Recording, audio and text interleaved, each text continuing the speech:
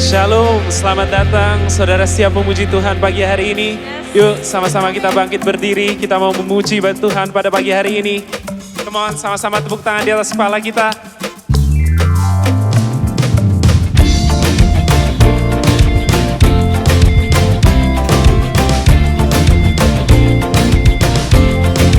Come on, we sing.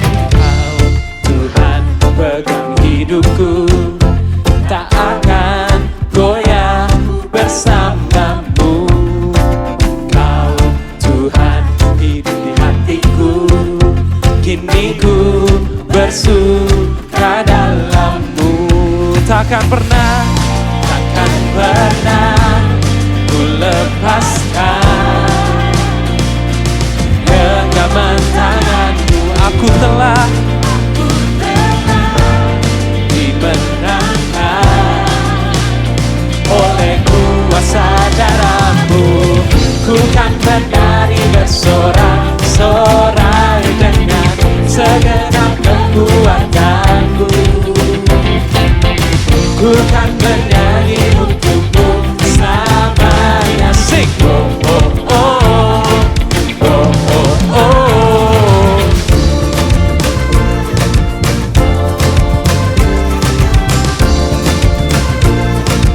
Sama-sama dengan iman katakan, sekalipun aku berjalan di dalam lembah kegelapan, aku tak takut bahaya. Kau ada dan Kau menghiburku. Setiap tangan terangkat, takkan pernah ku lepaskan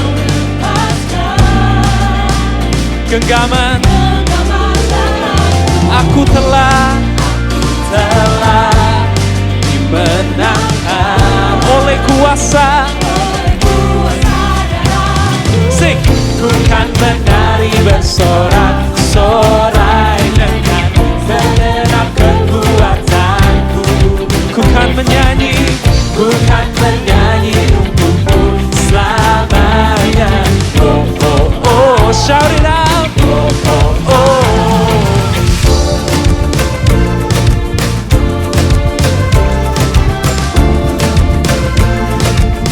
Come on JCC, dengan iman katakan, if God is fighting for us, who can be against us?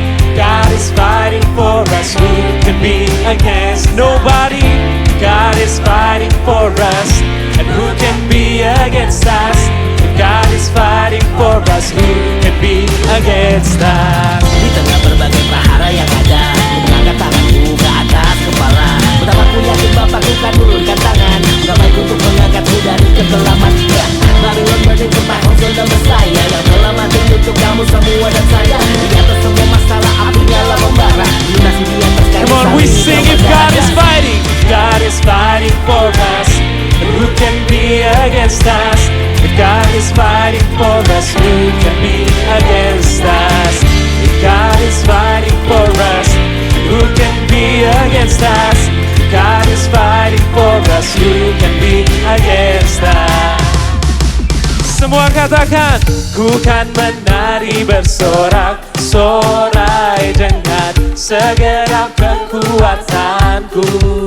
Ku kan menyanyi untuk-Mu selamanya. Oh, oh, oh. Oh, oh, oh. Ku kan menari bersorak-sorai dengan segenap kekuatanku. Ku kan bernyanyi untuk-Mu selama. Come on JCC. Oh, oh, oh. Say. Oh, oh, oh. Ku kan menari bersorak-sorai dengan segenap kekuatanku. Ku kan menyanyi untuk-Mu selama. Come on, satu suara. Oh, oh, oh, oh.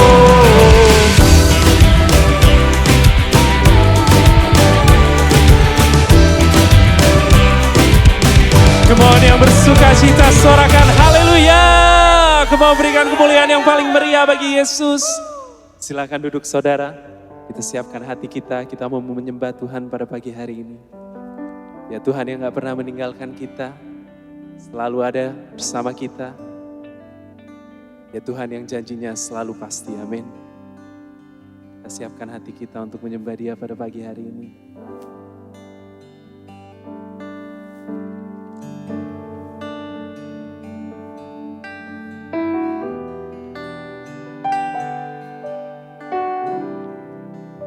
Sing takkan pernah ada.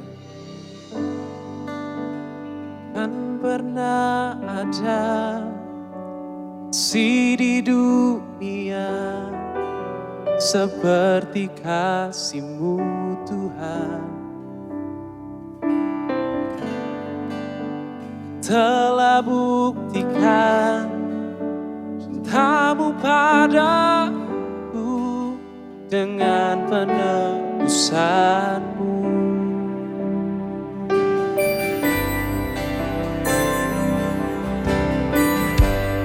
So we worship You,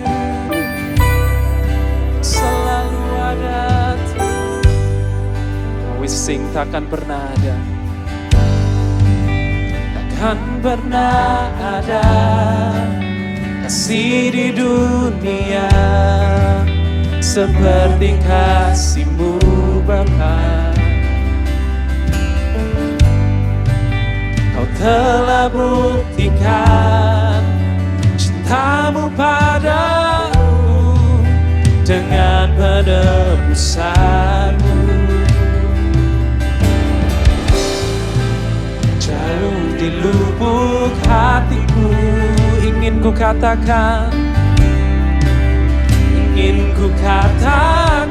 setiap tangan terangkat, Kau selalu ada dalam hatiku, menemani hidupku, memuji-Mu, menyembah-Mu selamanya. Itulah yang ku rindu. Kau selalu, sama-sama bangkit berdiri. Kau selalu ada dalam hatiku, menemani hidupku, memuji-Mu, menyembah-Mu selamanya. Itulah yang ku rindu. Oh Tuhan, kami sembah Kau Tuhan pagi hari ini, karena Kau begitu setia Tuhan. So we sing,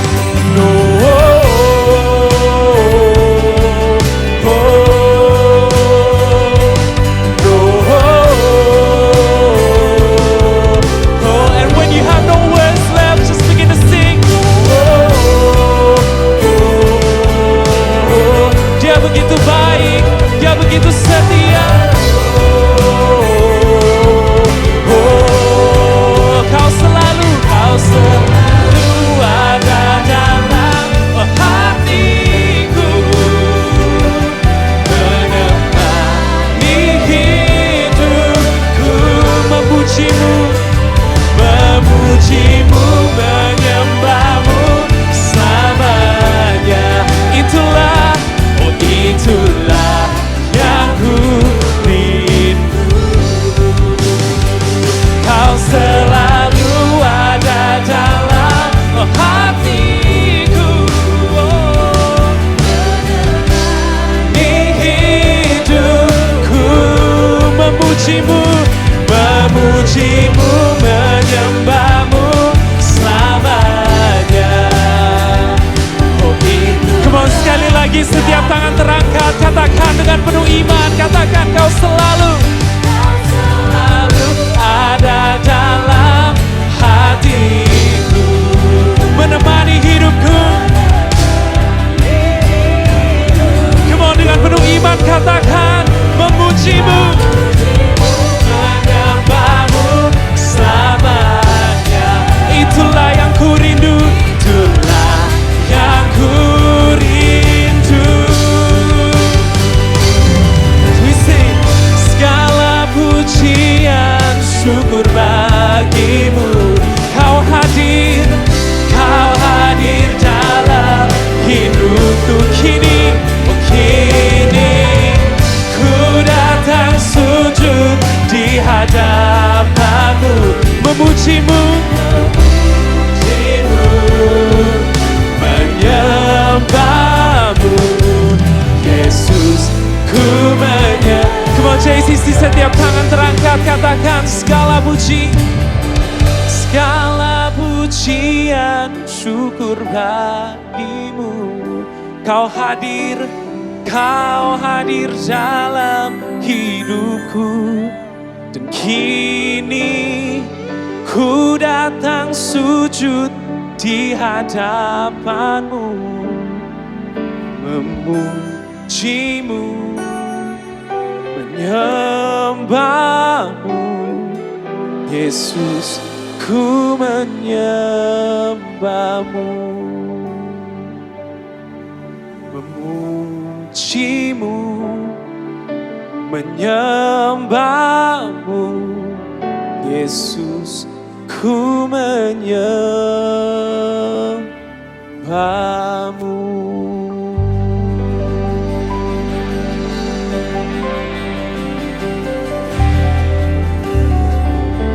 Terima kasih Tuhan, Engkau bertata ya Bapa di tempat ini. Sekarang kami siap mendengar firman-Mu Tuhan. Siapkan hati kami, siapkan telinga kami untuk mendengar pesan-Mu pada pagi hari ini. Teruslah beracara di tempat ini ya Bapa. Siapkan hati kami dalam nama Tuhan Yesus. Amin.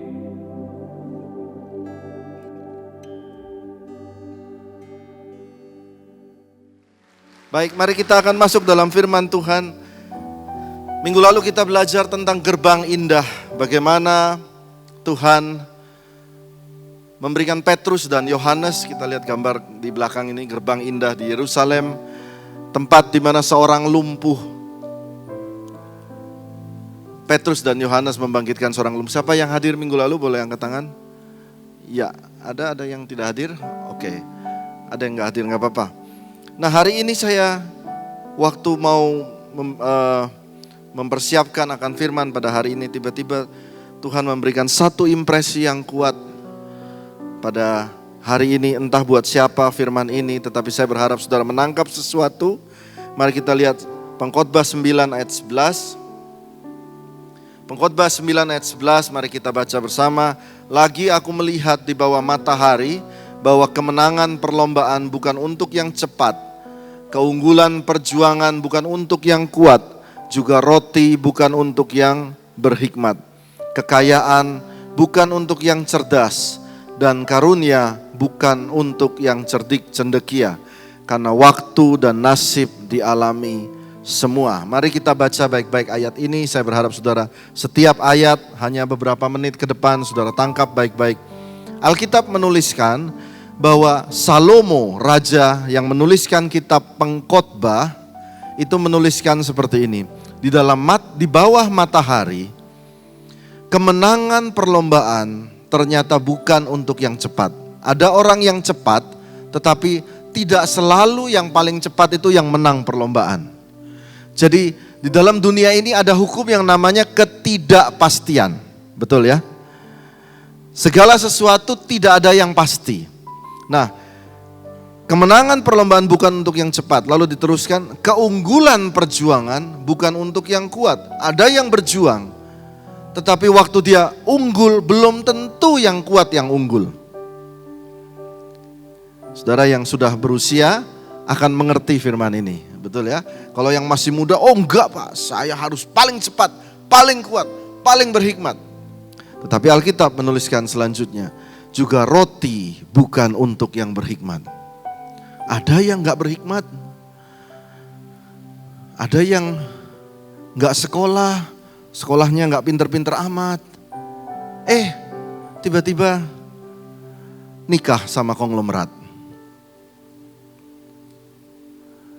Kekayaan bukan untuk yang cerdas, karunia bukan untuk yang cerdik cendekia.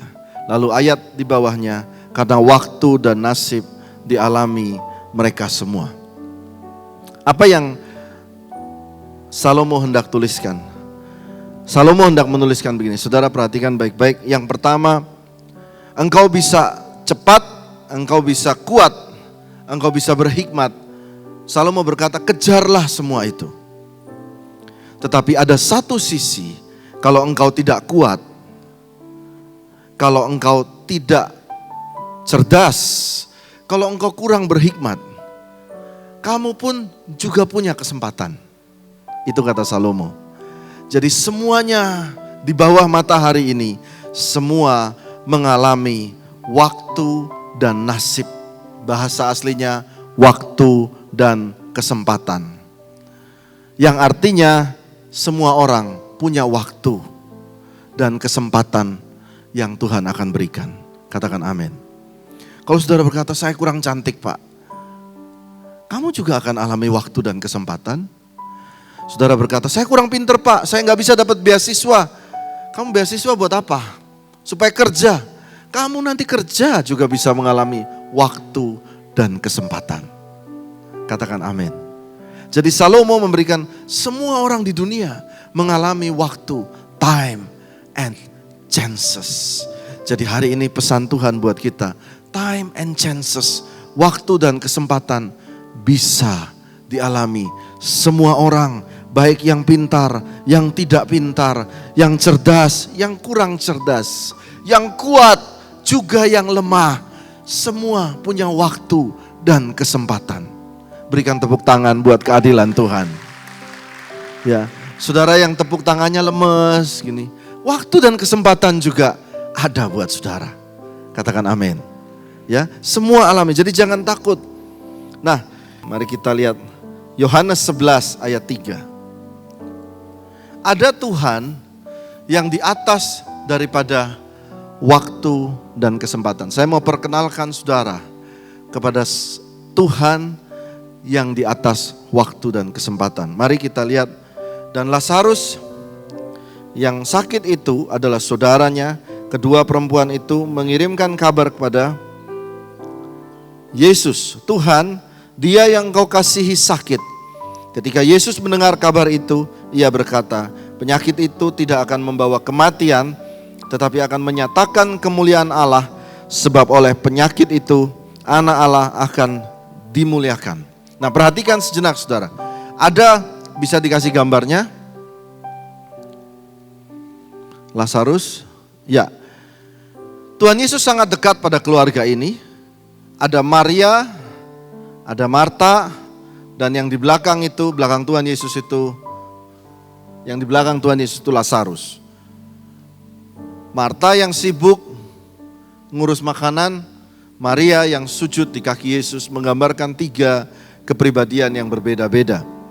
Satu hari, Lazarus sakit. Tuhan Yesus tidak ada di rumah itu, Lazarus sakit. Maka Maria dan Marta memberikan kabar kepada Tuhan Yesus. Mungkin dia WA ya, saya pakai ilustrasi dia WA. Dia WA kepada Tuhan Yesus dan berkata,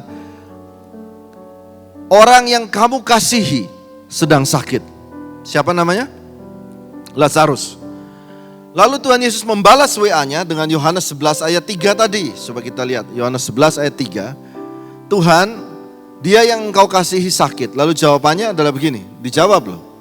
Ayat 4. Ketika Yesus mendengar kabar itu, ia berkata, ia menjawab, penyakit itu tidak akan membawa kematian, tetapi akan menyatakan kemuliaan Allah. Sebab oleh penyakit itu, anak Allah akan dimuliakan. Nah, Tuhan Yesus balas WA dan berkata, Maria, Marta, tenang aja, tidak akan mati. Baca ayat ini, tidak akan mati. Langsung dia bawa tunjukkan WA, tidak akan mati, tenang aja bro. Terus Lazarus tambah sakit, dan mati juga hari itu. Maria dan Marta lihat WA Tuhan Yesus. Loh, ini dibilang,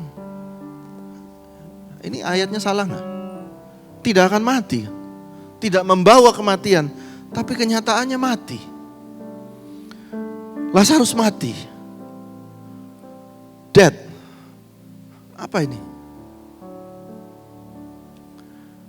Dan tidak hanya itu, kalau orang Yahudi itu kalau meninggal di hari yang sama, maka sebisa mungkin mereka anggap jenazah itu tempatnya bukan bersama orang yang hidup. Maka hari itu juga dia dikuburkan.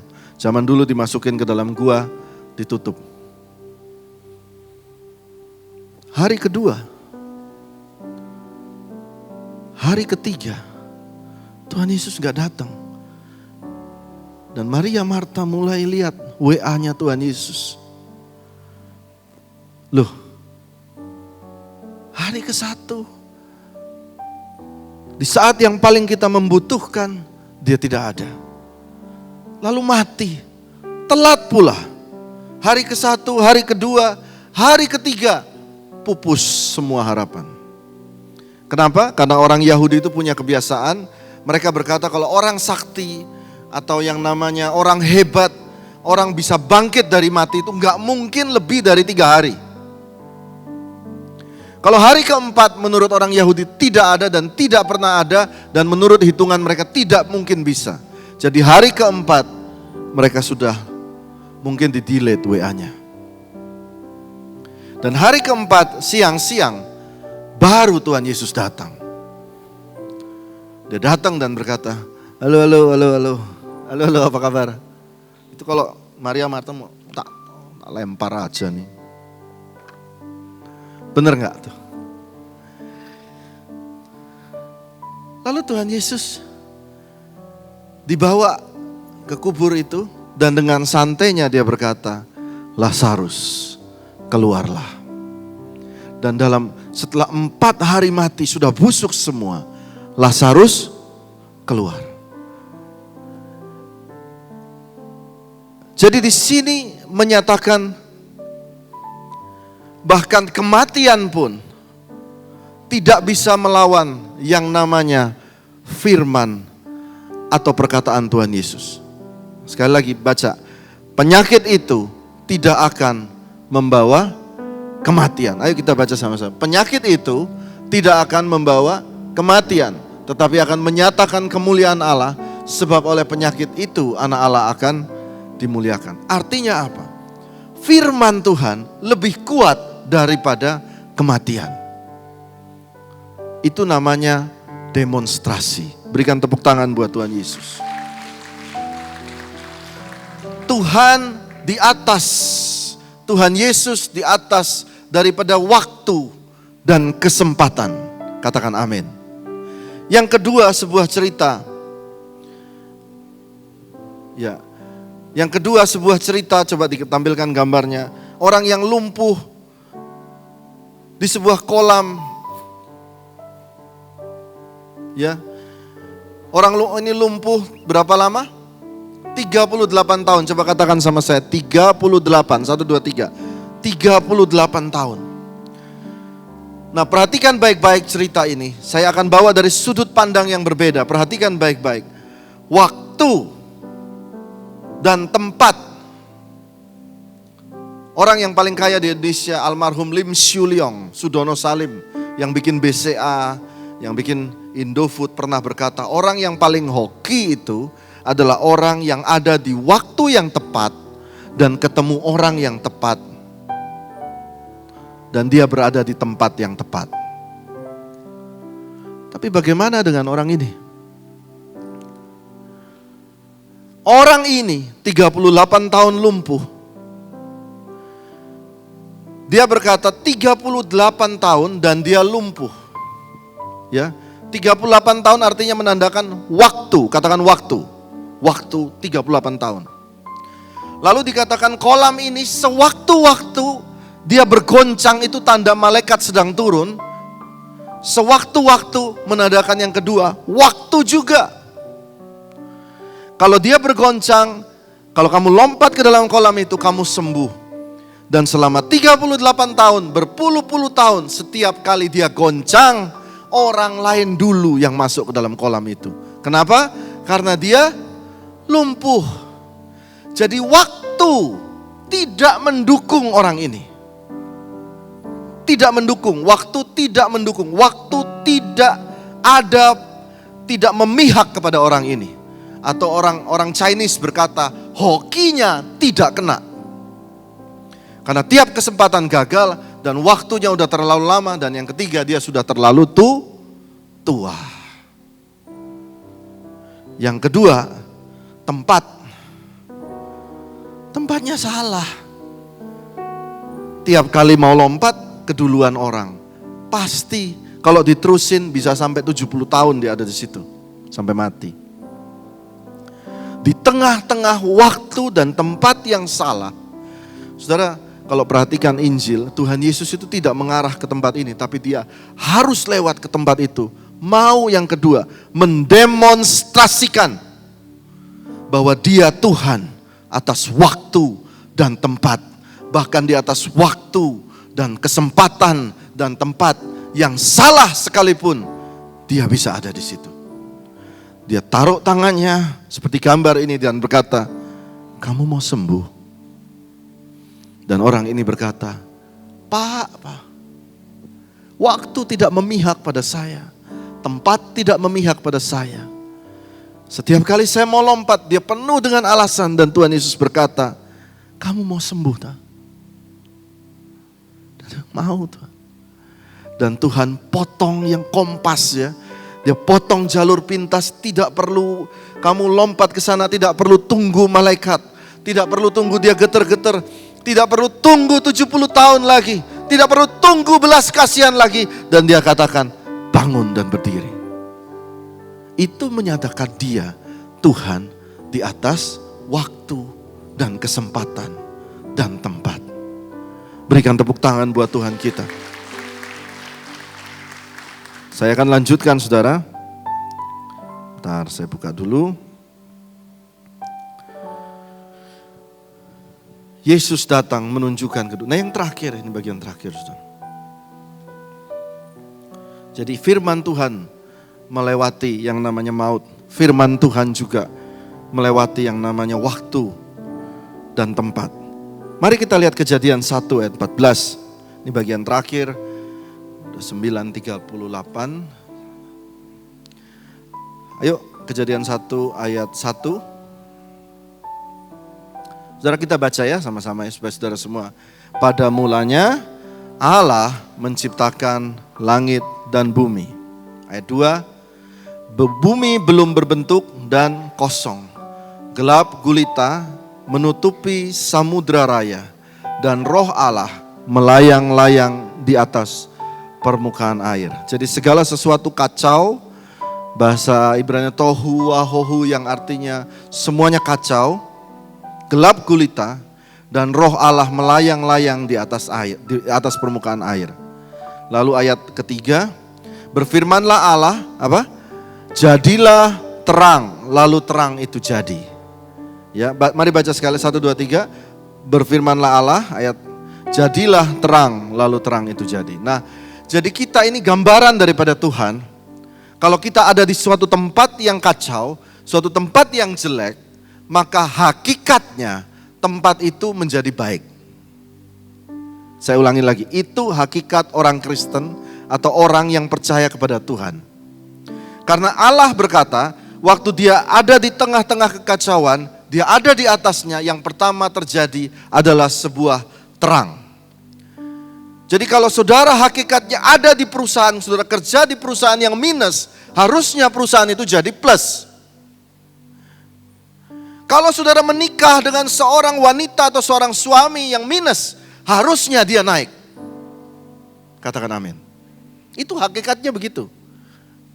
Kalaupun saudara menikah dengan orang yang sudah menikah ya, yang ternyata latar belakangnya broken home, orang tuanya cerai, keluarganya kacau balau, maka hakikatnya saudara, harusnya dari engkaulah keluar keluarga yang menjadi benar. Itu hakikatnya. Jangan kebalik. Saudara ada di situ malah berantakan keluarganya. Saudara datang ke rumah ini malah ribut semua. Saudara masuk perusahaan ini malah kacau semua. Nah itu kebalik. Kalau saudara yang ada begitu, introspeksi diri. Tuhan, aku seharusnya seperti Engkau. Manusia ditempatkan di Taman Eden untuk mengelola. Katakan amin. Ya, mari kita lanjutkan. Pesan buat istri-istri. Engkau bisa membuat subur suamimu. Suami juga engkau bisa membuat subur istrimu. Buatlah itu jadi taman yang indah. Katakan amin. Jangan ngelihat taman lain mulu. Coba senggol, coba. Jangan lihat taman lain mulu. Ya, mari kita lihat, lanjutkan. Kejadian 1 ayat 3 tadi. Berfirmanlah Allah, jadilah terang, lalu terang itu jadi. Saya ulangin lagi, jadilah terang, lalu terang itu jadi. Ayat 4, secara cepat. Allah melihat bahwa terang itu baik, lalu dipisahkannyalah terang itu dari gelap. Jadi terang dan gelap berpisah. Ayat 5, dan Allah menamai terang itu siang dan gelap itu malam. Jadilah petang dan jadilah pagi. Nah, kalau kita baca ayat ini, maka kita mengetahui namanya hari itu mulainya sebenarnya pas maghrib. Kalau di Israel, hari itu dihitungnya waktu gelap karena sesuai dengan penciptaan. Jadi hari dimulai itu jam 6 sore. Itu hari pertama. Lalu terakhirnya siang sampai jam 5:59. Nah, ada apa terjadi? Siang dan malam. Oke? Baik, mari kita lihat Kejadian 1 ayat 14. Mari kita baca supaya saudara lihat baik-baik. Berfirmanlah Allah, jadilah benda-benda penerang pada cakrawala untuk memisahkan siang dari malam.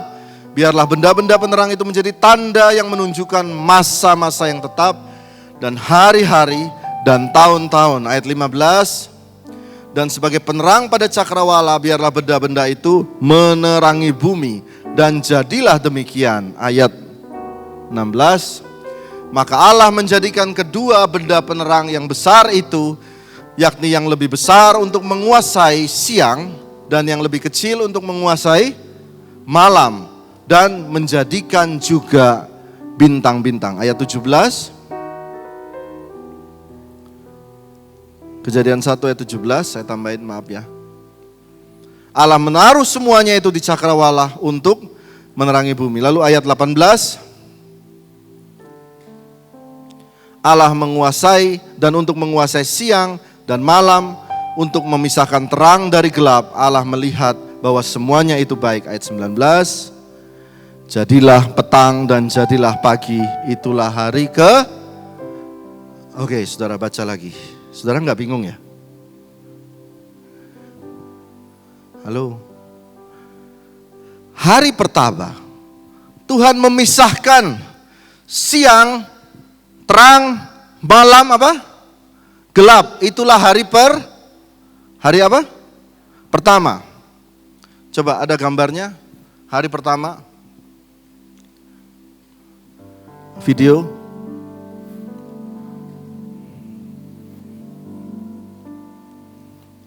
Hari pertama, Tuhan berkata siang, malam. Ini saudara lihat di sini videonya. Dan jadilah hari pertama. Oke. Lalu, itu hari pertama. Lalu Alkitab tadi saudara baca baik-baik. Di hari keempat. Coba tanda 4. Ini supaya saudara belajar Alkitab. Hari keempat.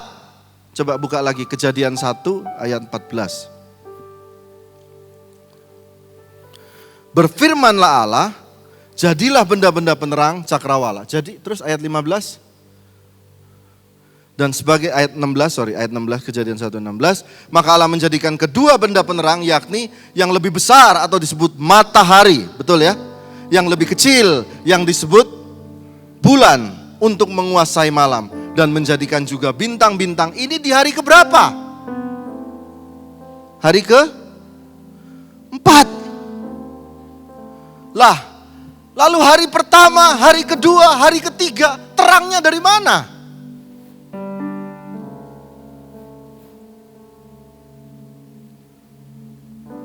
Saudara mulai, pikiran sains saudara mulai berpikir enggak? Loh, hari pertama dia jadikan terang dan malam, tapi tidak ada matahari. Coba gambar mata itu yang video kedua. Ini hari keempat.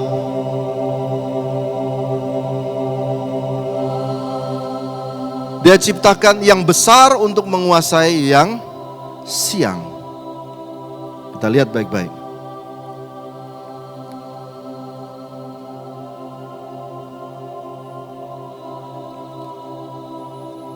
Yang besar untuk menguasai yang siang. Dan yang lebih kecil. Saudara lihat itu titik kecil. Bagus kan Alkitab? Untuk menguasai malam. Dan Alkitab mencatat ini dibuat di hari keberapa? Berapa? 4. Pertanyaan saya, hari ke-1, kedua, hari ketiga, di mana mataharinya? Oke, sudah? Di mana? Rupanya, saudara harus tahu, kalau Tuhan berfirman, jadilah terang, maka terang itu jadi. Sekali lagi, kalau Tuhan berfirman jadilah terang, maka coba katakan sama saya, terang itu jadi. 1, 2, 3, terang itu jadi. Tanpa matahari pun, terang itu jadi. Berikan tepuk tangan buat Tuhan Yesus. Apa maksudnya? Kalau firman Tuhan diberikan kepada saudara, menerpa saudara hari ini, dan saya katakan, engkau akan diberkati Tuhan. Di dalam krisis ekonomi ini, engkau akan diberkati Tuhan. Dalam PSBB ini, lalu engkau berkata, tapi pekerjaanku tidak ada. Maka hari ini berdasarkan Kejadian 1, saya berkata, engkau tetap akan diberkati. Karena firman-Nya melewati kematian. Firman-Nya melewati waktu dan kesempatan. Firman-Nya hidup bahkan melewati benda-benda langit sekalipun. Katakan amin. Baik saudara, coba lihat lagi Kejadian 1 ayat yang ke-14. Kejadian 1 ayat 14.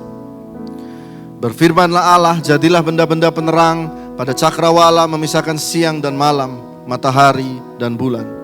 Biarlah benda-benda penerang itu menjadi tanda yang menunjukkan masa-masa yang tetap atau disebut musim, seasons, dan hari dan tahun. Lihat firman Tuhan-Nya. Musim, hari, dan tahun. Coba katakan sama saya, musim, hari, tahun. Coba sekali lagi, musim, hari, tahun. Bukankah yang terus terjadi itu? Saya pernah loh dalam hidup ini mengalami kejatuhan dalam hidup, dan hati saya hancur sekali. Itu istri saya tahu. Saya menangis siang dan malam. Saya kehilangan sesuatu yang begitu berarti. Saya hancur. Tetapi besok pagi matahari masih bersinar. Betul gak? Ada burung di tetangga saya itu pelihara burung banyak gitu ya, sangkar-sangkar burung. Mereka tetap berkicau. Hari-hari, tahun-tahun, musim. Kalau di Indonesia ada berapa musim? Ada berapa? 2 ya. Sekarang kita masuk musim apa? Musim hujan. Saudara tahu? Musim hujan.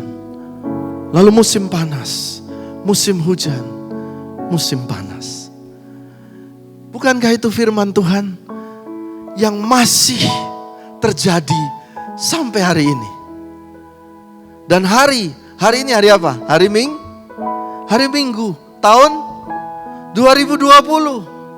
Dan Alkitab berkata yang akan terus berlangsung, yakni musim hujan, musim panas, besok hari Senin, terus tahun depan tahun 2021, engkau semua akan selamat. Nggak ditulis tahun corona, tahun krisis, enggak. Tuhan berkata, firman-Nya itu tahun, musim, hari. Hari-hari susah saudara pasti berakhir. Yang percaya berikan tepuk tangan buat Tuhan. Musim-musim air mata akan berubah menjadi musim tertawa. Berikan tepuk tangan buat Tuhan Yesus.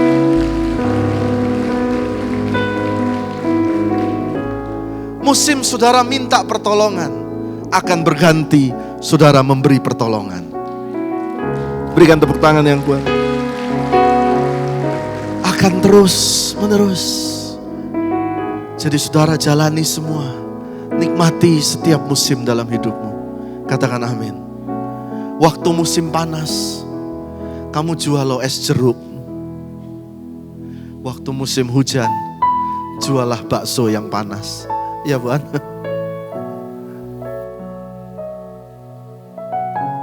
Dahsyat ya firman Tuhan.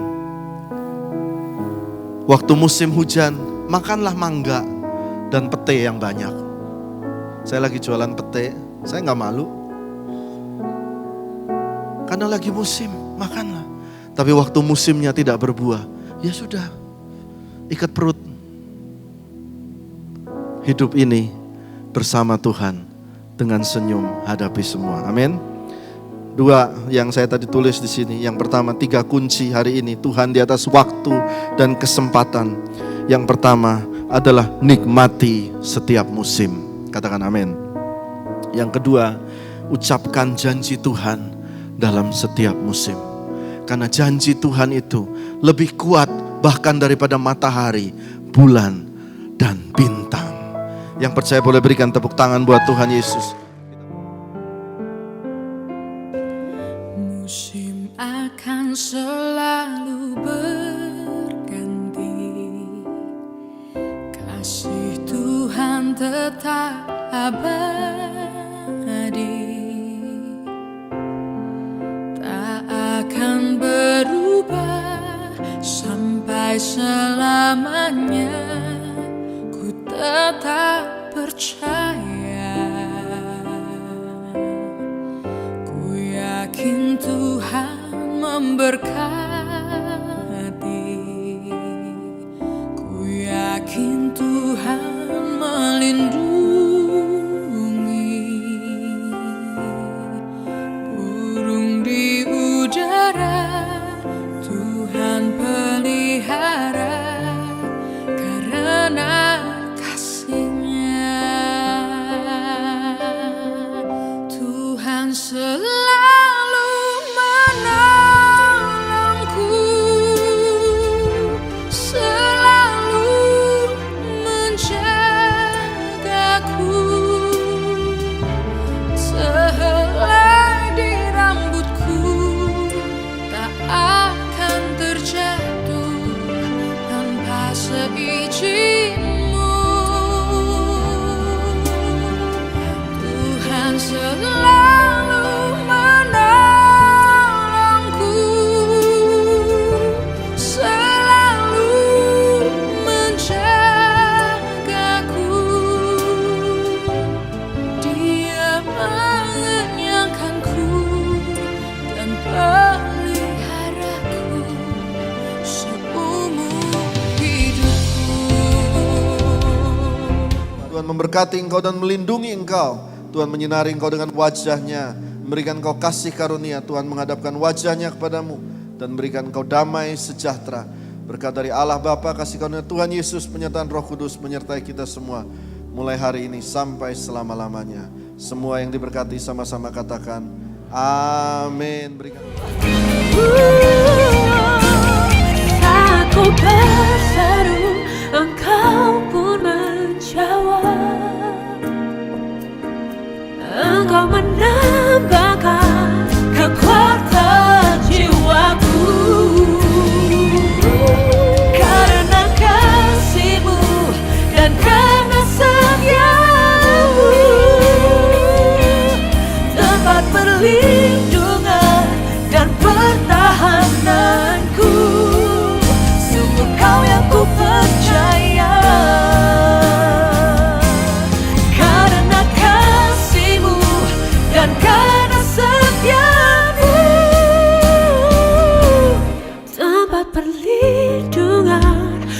bertahan.